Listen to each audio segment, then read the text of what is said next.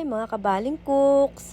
For today's video, magluluto po tayo ng anchovies pasta.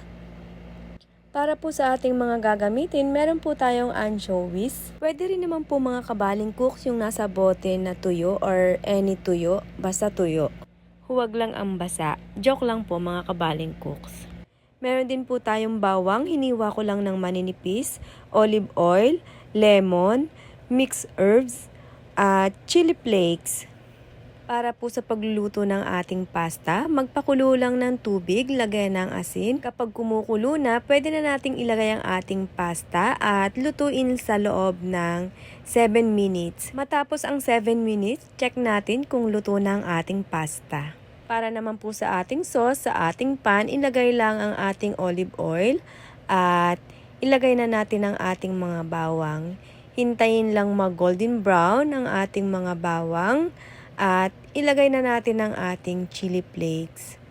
Kapag nahalo-halo natin ng sandali ang ating chili flakes, ilagay na natin ang ating anchovies. Gadgarin lang ang balat ng ating lemon, dagdag aroma at flavoring sa ating niluluto. Isama rin natin ang ating lemon juice.